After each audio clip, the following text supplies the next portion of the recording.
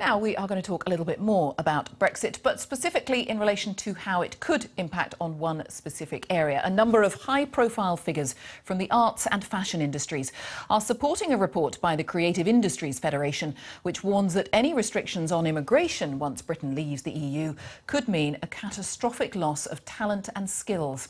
The Federation says an end to freedom of movement within the EU could pose a huge threat to the creative industries, which are worth £84 billion a year to the UK economy.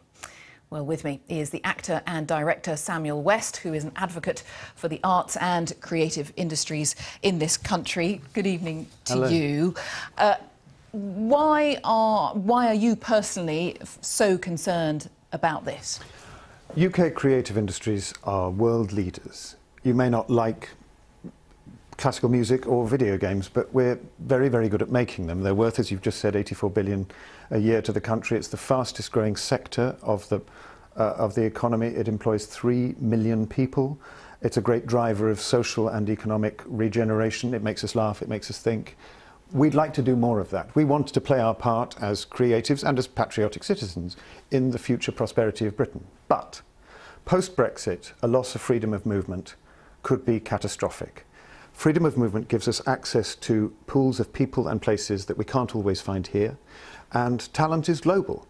Think of a Pixar credit roll with those hundreds of people from all over the world in hundreds of different languages. If you want to make the best art, you need to be able to employ the best people from as wide a variety of places as possible. So is this therefore fundamentally about the immigration question? So my point being, if the government comes back and finally gets whatever deal emerges ultimately and says, we've sorted it, we hear you, we hear about the value of the arts, if you need to suddenly phone up a conductor in such and such a country, that person will be able to jump on a plane at a moment's notice. We're going to make sure that immigration works for you. Would that reassure you? Absolutely. I mean, free movement of creatives must be quite far down on the government's list, but we're flagging it up early because they could really help us there. If you're talking about a last-minute conductor at a place like Glyndebourne, where I was this morning, you're talking about 2 or 3 people in the world who can do that properly. If they have to apply for a work permit, you're not going to get them.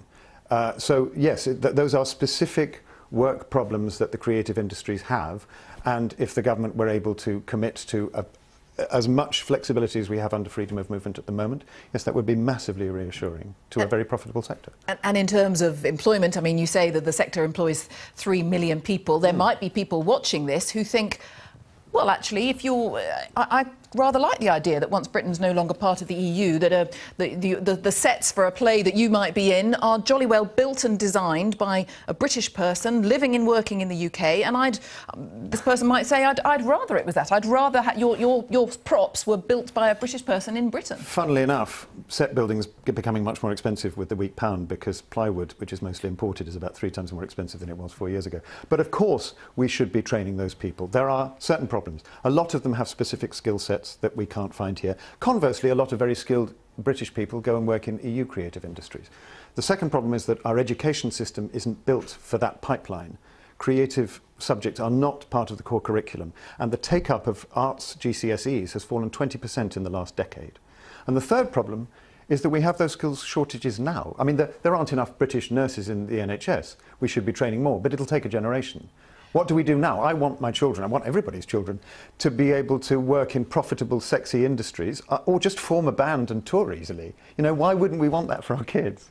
And is there an arts drain, potentially, if this is some of what you're imploring doesn't happen? I mean, will they go and work in New York or in Paris or...? The hubs for something like visual effects, which has about 30% EU citizens in this country, are in Los Angeles, Toronto, Vancouver. This global talent is very mobile. We need to be able to move it quickly, at short notice, in large numbers, for short periods. If we can't be flexible and easy, it will go elsewhere. Endemol, who make Broadchurch, Black Mirror, MasterChef, have gone on record as saying that the sort of skill sets they need to keep producing, to keep up for the demand of that sort of television, would really be impacted hard by freedom of movement disappearing. And they're massively profitable programmes. Like I say, you know, we want to do our bit. We want to pay for the NHS. Yeah. For someone watching this who says, why should your industry be treated any differently to any other industry? Well, because The working patterns are very different. First of all, a large proportion of us are freelance, and visas don't really work for freelance people. A lot of my jobs come at late notice. It happens to me this week. I got a script yesterday for an audition tomorrow. If I get the job and can fly on Saturday, I'll fly. If I can't fly because I have to get a visa, they'll give it to some other guy from a country who can. And the money I would have made and the tax I would have paid on it goes to another country. An orchestra, great orchestra like Chineke, this beautiful new black and minority ethnic orchestra, the first one in Europe. Yeah. Just imagine the hassle of them touring 75 work visas, 75 import licenses for 75 instruments for one concert in Germany. They can't do it. They don't have the time, they don't have the expertise, they don't have the money.